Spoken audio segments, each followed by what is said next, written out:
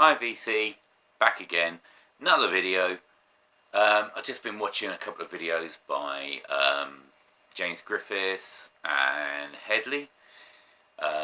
James just posted the funniest VC clip I have ever seen about the record shop assistant who didn't know the Rolling Stones debut album, thought there was a band by a band called Decca. If you haven't seen it, watch it. I was laughing my off. And then Headley had a brilliant haul, left a comment on there. Great haul. So I thought I'd just post a quick video and maybe another one in a second, because I've got a backlog of records that I bought, I reckon, about 3 or 4 weeks ago. While I was in London one time, there's a couple of places that I always seem to, recently I've been hitting. One's North Finchley, the charity shops in North Finchley, and another one is the charity shops in a place called Palmer's Green, which is in North London. Both of them are about 10 minutes away from where my dad lives. So this haul is from Palmer's Green. I mean, I went back again recently and it wasn't so great, but this was an amazing haul, well, for me.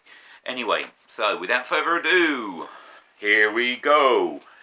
I've got a couple of 12 inches that I can't remember which shop I got from. I've kept the prices on here for some strange reason. I usually get rid of them as soon as I buy the albums or the records. But I've got a couple of 12 inches first. First one is by a band called Clock DBA. I know them. What was the name of the track? There's an old magazine called Underground, and they had a couple of tapes, Rhythm and Noise and something else. But they had I think it's, is it 24 Hours by Clock DBA, which is a brilliant track. And this is Resistance. They're kind of in the vein of, I've forgotten the name. Cabaret Voltaire, Sheffield band. They're kind of in that vein. To my utter shame, because I've spent not much time in London without a working record player, because my dad's stereo's given up the ghost. I haven't listened to a lot of these, so I will be taking them up with me with my spare turntable and a shelf stereo system that's got an aux input. So I'm going to test it before I take it, but hopefully. But I'm going to take this up and listen to this. In fact, this whole batch of records. 50p. Dead chuffed I got this. I do like Clock DVA. Really nice condition sleeve. It is on the, my word, it's on the Polydor label. But pretty nice custom label. There we go. I mean, the record's never been played. It is absolutely immaculate, not even any dust. Obviously somebody's bought it, thought, what the hell did I buy that for, and never played it from the looks of it. Or if they have, they've played it once and hated it. Right up my alley. The second 12 inch that I bought was now this was a hit in about 1983. This is a band called Monyaka, and they had one hit, and it's Godiaka, which is, I don't know what language that is in, but it means go to the top. It's kind of I think, I know where they're from. They're from New York. It's kind of a reggae-ish sort of stuff. I absolutely loved this record when I was about 14, 15. So to find such a good condition copy of it for 50p, 30 years later, I'm absolutely chuffed. Really happy with this record. And I played this. Brought back so many memories. Bloody love it. Right. Cracking. And then we move on to the albums. This was a pretty big haul, actually. Most of these albums cost either £2 or £1, £1.50. So it's between £1 and £2. And there's some really nice records in here. First one Rachel Sweet. This was a... I think she was about 15 or something when she recorded this. It's on Stiff Records. I don't know how she ended up being recorded on Stiff. I think if there's a Channel 4, BBC 4 documentary on Stiff Records, and I'm sure, and I did watch it, but I can't remember for the life of me how she ended up. I mean, there's some really gawkish teen pop on here, but there's some really good tracks. Obviously, she had a team of songwriters for her. Cost $1.99. The sleeve isn't in great shape. You've got some idiots put sellotape over the price. You've got some marker pen around. I don't know what to do about that. I don't think the sellotape's going to come off. But anyway, got the original sleeve, inner sleeve with a few marks on it. I don't care. Where does it come from? I don't know what that is. But what's really nice about it is it's on white vinyl. Oh, touching that. No. So there we go. Nice white vinyl copy of that. I might not have bought it if it hadn't been coloured vinyl actually. But I thought I wanted to hear it. And it does sound quite good. Not the greatest album in the world, but you see, it's alright. But then I pulled it out and I thought, white vinyl, right, I'm having that. So that's that. Rachel Sweet, Fool Around. One of my great musical heroes from the late 70s, 80s, well, one of the bands I loved the most was The Jam. Never such a big fan of the Style Council. But managed to pick up this, Cafe Bleu. I only really know some of the singles like Paris Match, My Ever Changing Moods, You're the Best Thing. I really like that track. Just a blue just a blue inner sleeve, and there we've got the custom labels. There we go. Can't remember what label this is on. Can't see. That's because I haven't got my glasses on. But it looks in really fine condition. Nice sleeve. Little bit of top of the album's split, and it's a promo copy, as you can see from the stamp. But I'm really happy I picked that up. Went a bit deep in the 80s with a lot of these selections, but this next one, maybe, I doubt they've ever been shown on the VC before, but this is Dead or Alive.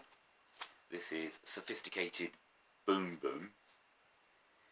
I had to get this when I saw it because it's the one with their cover of That's the Way I Like It. And I do like that song, even the KC band, but I don't know, there's something about having Pete Burns when he looked good before he started injecting all that shit into his face. Just a plain mini sleeve. Such a gay looking band. It's just like, I mean, they look even worse than Judas Priest did. They're just ridiculous. But there you go. Sophisticated Boom Boom. Excellent. Right. This one is... Now, I've not played this yet, but I know the name, but I don't know the records. This is Wall of Voodoo. Happy Planet. I just picked it up because I knew the name of the band and I wanted to hear what they sounded like. Wall of Voodoo, now one of the members, who's the guy who sang Camouflage, because I think he was in Wall of Voodoo. I'm just going to have a look to see if I can find it. Got a nice insert. Oh, maybe it wasn't. Maybe I've got that, in fact I have got that completely wrong. I'm not sure whether this is... Well, it's got a cover of Do It Again on. I'm not sure really what to expect with that. But, for the quality of it, and the fact that I wanted to listen to the band anyway, had to get it. So this is on IRS. I'm pretty sure it's on IRS. Yeah, there we go. There's the IRS mark. There's the band members. Very happy I picked that one up. Next band, they're experiencing something of a resurgence lately. This is Eellos' Greatest Hits, the first one. There's some cracking tracks on here. Really good. Strange Magic, Mr. Blue Sky, Living Thing, Evil Woman. It's just great. Just over the top 70s, even if he did want to become the second Beatles. Jeff Lynne wanted to head that up. I don't care, this sounds good. I mean, a lot of his later stuff sounds really ploddy. It sounds like, the drums sound like Ringo and Mogadon. Don't know what went wrong there, but it hasn't got my favourite song on, which is on volume 2, which is Don't Bring Me Down. But there's some great tracks on here. Just some nice upbeat pop. Played this one. Seemed pretty good, Nick. Got the original lyrics. Inner sleeve. So that was a nice one to get. What time we got? Ooh, 11 minutes. This is longer than my normal videos, but I'm going to keep going. You just have to bear with me. Hope we don't drop off in the middle. Next one I got. This is a record that my dad actually owns as well. And I remember playing it when I was a kid, but it is a really good record. It's Keitel. It's a Keitel 25 great rockin' and rolling greats.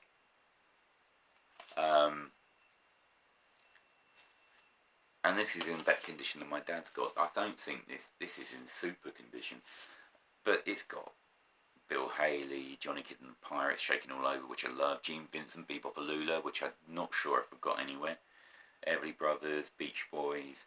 So it's Wanda Jackson's on it, Dave Cut 5, Safaris with Wipeout, Lonnie Donegan doing Cumberland Gap, Shangri-La's are on it. So it's it spans quite a big range of time, but I had to pick this up. I got this one from a car boot, I think, which was really good. That was £1.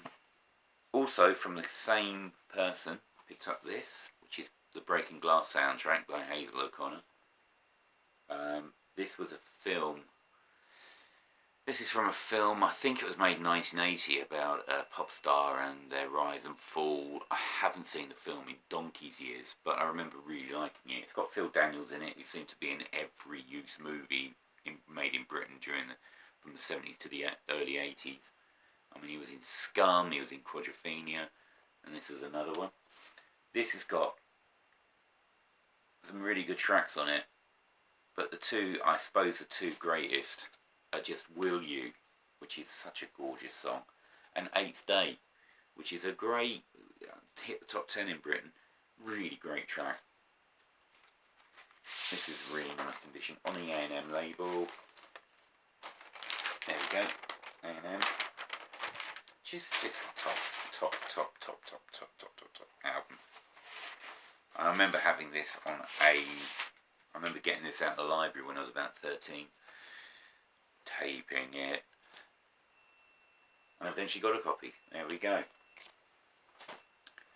The next one is still in the shrink, unbelievably. Now I've got I don't know whether it's their first album, but probably the most famous album.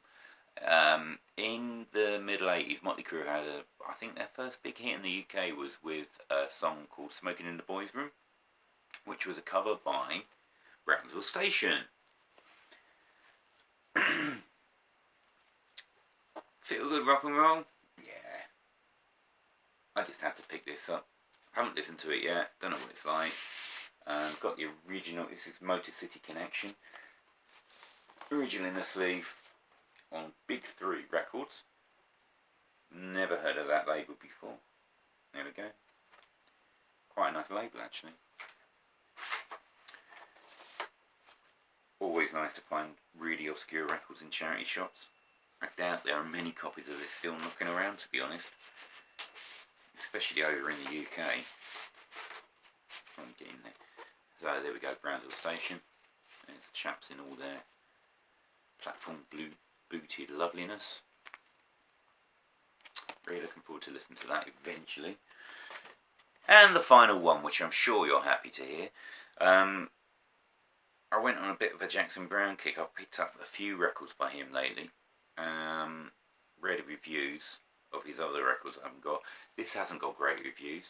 Haven't listened to it yet. Again, I'm so slacking and picking up on what I haven't listened to, but because I've been up and down from London, I just haven't had a chance. This is Jackson Browne, Lawyers in Love. Got middling reviews, so I'm not expecting great things for it, but it's worth a go. A couple of quid. There we go. $1.99 from Oxfam. Don't recognise any of the tracks from it. Got the original in the sleeve, looking in really tip-top shape. I think this is on, which label's this on? This is on Asylum. God, Asylum. The last one of us, don't think they exist anymore. Really nice. Custom labels. Absolutely pristine condition. Really looking forward to listening to that. So that's another one of my Jackson Browne, from my Jackson Browne collection. Right. Now that's it for now. I am going to record another video. Once this one's uploaded tonight, I'm going to record another video because I've got at least 2 other hauls of records made weeks ago that I've got to show. And then my slate is clear. I will be going to a car boot sale tomorrow in Exeter, and I've picked up some brilliant stuff from there before. Usually come away with 4 or 5 albums, but we'll see how we go tomorrow. Might get another video tomorrow afternoon. Who knows? You lucky, lucky people. Anyway, so thanks for watching. Thanks for putting up with the length of this video. Now 17 minutes. I will sign off because that